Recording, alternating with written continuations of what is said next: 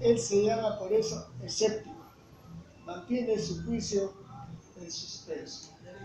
Dicho sea de paso, para la labor científica es totalmente irrelevante que Dios exista o no exista. Ya les he hablado en alguna época, en alguna de las charlas anteriores, de la actitud laplaciana. A ver, ¿quién lo recuerda? Actitud laplaciana. De Laplace. Laplace es autor junto con Kant, el joven Kant, cuando Kant se interesaba por las ciencias naturales, de una teoría cosmogónica, o sea, una teoría acerca del origen del cosmos. En cierta ocasión la expuso ante Napoleón. Al término de la exposición, Napoleón le dice: observo que usted en ningún momento ha mencionado a Dios, aunque está hablando del origen del mundo. Y Laplace le dijo: señor, no he necesitado esa hipótesis. O sea, la ciencia pues no necesita comprarse el problema. El problema de si Dios existe o no existe es un problema de la teología, tal vez de la filosofía, pero no es y no podría ser un problema de la ciencia. La ciencia formula hipótesis que en primer lugar son contrastables, o sea, son cuestionables y tienen que ser sometidas a prueba. Eso no tiene nada que ver con la religión, que es una actitud dogmática. Además, usted tiene que aceptar que Dios existe, si es creyente, no porque se lo han demostrado, simplemente como acto de fe. Y por acto de fe tiene que aceptar también que hay una vida después de la muerte, ¿no? Pero eso, desde el punto de vista científico, está más allá de estas posibilidades. Entonces, ese es el sentido pues de la palabra agnosticismo. Sin embargo, no deja de percatarse cuán peligroso podría ser ceder otra vez ante la opinión pública y aceptar la intromisión de la religión en la ciencia. Así pues, su principal preocupación va a ser, en adelante, colocar los puntos sobre las íes, estableciendo en primer lugar una clara demarcación entre una y otra, según puede verse en sus cartas personales. En una carta personal con el reverendo Brody Hines, viejo amigo suyo, él tenía amigos, algunos de ellos eran sacerdotes, ¿no? Algunos incluso aceptaban la evolución y pensaban que no estaba en contradicción con la creencia en Dios. Parece que Brody Hines era uno de ellos. Darwin le dice: usted es teólogo, yo soy naturalista, nuestros caminos son diferentes. Usted va por acá, yo voy por allá. Y en una muy reveladora carta enviada a un estudiante alemán que insistía en conocer sus opiniones sobre religión, en 1879 Darwin escribe, y cito textualmente: la ciencia no tiene nada que ver con Cristo, excepto en la medida en que el hábito de la investigación científica hace que una persona sea cautelosa a la hora de admitir pruebas. Pero lo que a mí respecta, no creo que haya tenido jamás revelación alguna. O sea, escribe como un ateo, aunque siente ciertos reparos en llamarse así, públicamente, ¿no? En una singular aplicación práctica del principio amicus Platus sed amicus veritas, en latín quiere decir: soy amigo de Platón, pero soy más amigo de la verdad, ¿no? Sale al frente con energía para combatir los intentos de su entrañable amigo Lyell de introducir elementos sobrenaturales en su doctrina científica, y le dice: he reflexionado mucho sobre lo que usted dice acerca de una intervención continua de la potencia creadora. No veo esta necesidad. el hecho de admitirla quitaría todo valor a la teoría de la selección natural.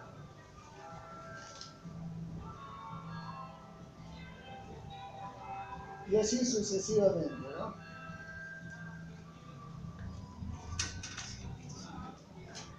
Voy a pasar por alto algunas cosas porque eso está en el material que, bueno, ustedes tienen, ¿no? Hay una parte donde él escribe, cito, respecto al punto de vista teológico de la cuestión, siempre es difícil para mí. Estoy aturdido. No tenía la intención de escribir como un ateo, pero reconozco que no veo tan claras como otros y como a mí me gustaría ver las pruebas de providencia y beneficencia a nuestro alrededor. Veo demasiada miseria en el mundo.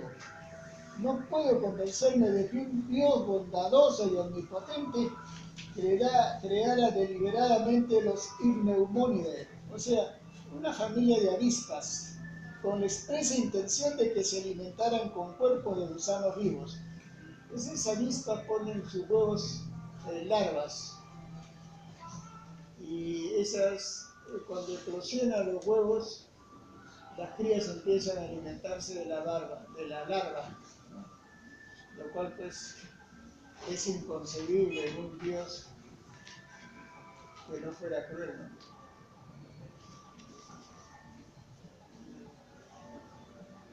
O que un gato tenga que divertirse jugando con los ratones. Y puesto que no creo todo esto, no veo que haya necesidad de creer que el ojo fuera expresamente diseñado. Estoy íntimamente convencido de que la totalidad de la cuestión es demasiado profunda para la inteligencia humana. Ciertamente estoy de acuerdo con usted en que mis opiniones no son ni mucho menos necesariamente ateas. Pero cuanto más reflexiono, más perplejo estoy. Y vuelvo a decirlo, esto no implica necesariamente ateísmo, ¿no? Pone el parche por si acaso. Como se ve, Darwin encuentra que hay una contradicción fundamental entre su doctrina y la concepción religiosa de la providencia, entendida como la acción de Dios sobre las cosas, los sucesos, las personas y el mundo mismo, que es gobernado con arreglo a una finalidad o determinación. Estas ideas le merecen un franco rechazo, precisamente acerca de la determinación, le escribe a Asa Gray. Su pregunta sobre qué me convencería de la existencia de la determinación es un verdadero problema. Si yo viera un ángel bajar para enseñarnos el bien y me convenciera, porque otros lo vieran de que no estaba loco, creería en la providencia. Si tuviera la convicción plena de que la vida y la mente están de alguna manera desconocidas en función de otra fuerza imponderable, me convencería. Si el hombre estuviera hecho de lata o hierro y no tuviera conexión con ningún otro organismo que hubiera vivido jamás, quizá me convencería. Y termina, pero estoy escribiendo niñerías. Bueno, acá también hay una parte que voy a pasar por alto, ¿no? Cómo Darwin explica la creencia en Dios. Repito, eso lo tienen ustedes. Vamos a hablar un poco acerca de qué pensaba Wallace al respecto, el coautor de la teoría de la evolución. La actitud de Darwin resulta muy diferente a la de Alfred Russel Wallace, el coautor de la teoría de la evolución. Con el tiempo, Wallace se orientó hacia el misticismo. Creía en la existencia de un mundo espiritual. Estaba convencido de que se podía aceptar la evolución por selección natural y al mismo tiempo la naturaleza espiritual del hombre, pues no se oponía. Y escribió, justo en el libro que mencioné, ¿no? Darwinist. Encontramos así, dice Wallace, que la teoría del darwinismo, aun cuando se lleve a su conclusión lógica extrema, no solo no se opone, sino que le presta una ayuda decidida a la creencia en la naturaleza espiritual del hombre. Esto nos muestra que aunque el cuerpo del hombre pudo haber sido desarrollado desde una forma animal más baja, bajo la ley de la selección natural, también nos enseña que poseemos facultades intelectuales y morales que podrían no haber sido tan desarrolladas, mas deben haber tenido otro origen. Y para este origen podemos encontrar solamente una causa adecuada, que es el universo oculto del espíritu. Ahí termina la cita. Según Wallace, el hombre no tiene parentesco con los animales en sentido espiritual, pues había recibido el alma de un mundo sobrenatural. Solo ella podía ser causa del talento matemático, del genio musical, de la capacidad para el martirio, de la verdadera amistad, en resumen, todas las más altas cualidades y capacidades humanas. Wallace estaba convencido como espiritista de que el espacio estaba lleno de espíritus, dice un historiador de la ciencia. Creía que uno de ellos acaso penetraba en un mono, efectuando así su transformación en hombre. La posición de Wallace no provenía de ninguna creencia religiosa convencional, sino de su interés por mucho tiempo en el espiritualismo. Y cuando Wallace publicó su opinión en 1869, Darwin le escribió: discrepo lamentablemente de usted. Puedo ver la no necesidad de llamar a una adicional causa próxima, una fuerza sobrenatural en lo que se remite al hombre. Y le dice: espero que usted no haya matado tan completamente a nuestro común hijo, ¿no? Pensando en la teoría de la selección natural. Bueno, acá también hay una historia interesante en la cual intervienen Darwin y Wallace. Allá por 1876 hizo su aparición desde los Estados Unidos un llamado Dr. Henry Slade. Se presentaba como un físico, pero decía que tenía, como dicen ahora los charlatanes, ¿no?, facultades paranormales. Lo cierto es que un día le tendieron una trampa y descubrieron que era un embaucador. O sea, le aplicaron la ley, lo metieron a la cárcel. Y hubo un juicio que suscitó mucha atención. ¿Y saben quiénes estaban entre el grupo que defendía a Slade? Adivinen, Wallace. ¿Y quién estaba en el grupo de los que trataban de desenmascarar al impostor? Darwin. E incluso puso de su dinero para llevar adelante el juicio contra Slade. Al final fue condenado, pero no cumplió condena porque hizo como están haciendo ahora algunos comprometidos con la corrupción, se largaron y desaparecieron. Bueno, primero teísta, más tarde teísta y finalmente agnóstico o quizás ateo en su fuero interno. Tal es el itinerario espiritual de nuestro personaje.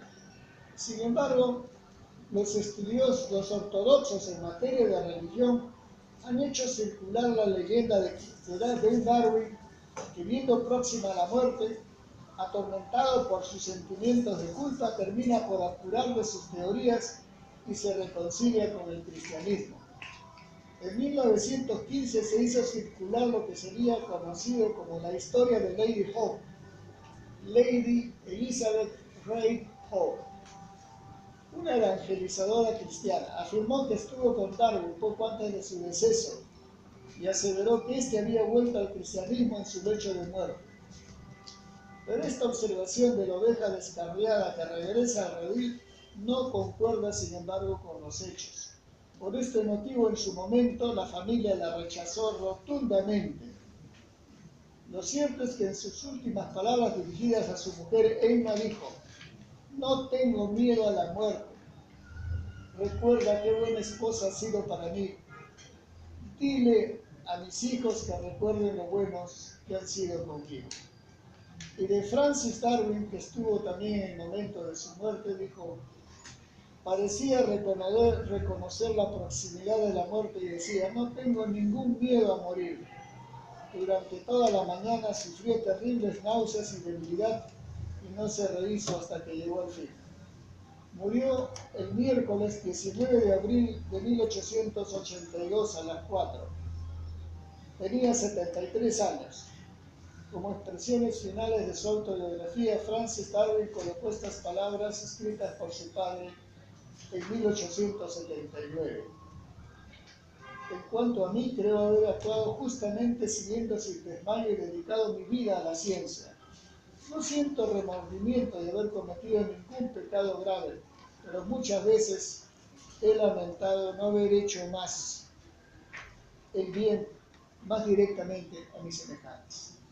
Así pues fue que murió Charles Robert Darwin. Acá hemos acompañado una bibliografía a la cual ustedes pueden acudir, ¿no?, para confrontar si efectivamente las citas corresponden, ¿no?, a los hechos. Un epílogo. El 24 de diciembre del año 2017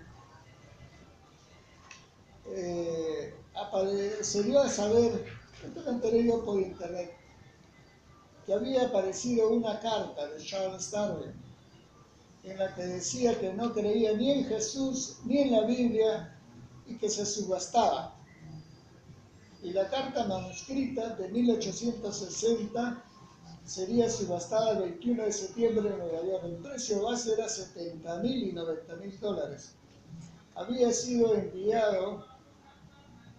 enviada para responder a un joven abogado, Francis McDermott, que le preguntó si creía en el Nuevo Testamento y le pidió que respondiera con un sí o un no y prometió no hacer pública su respuesta. Por eso es que la carta permaneció pues oculta.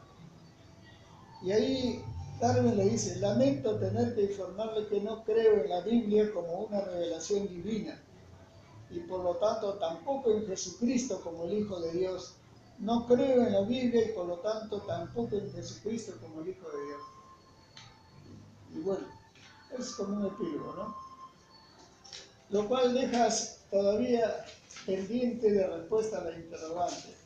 En sus últimos años, en su fuero interno, ¿Darwin era ateo?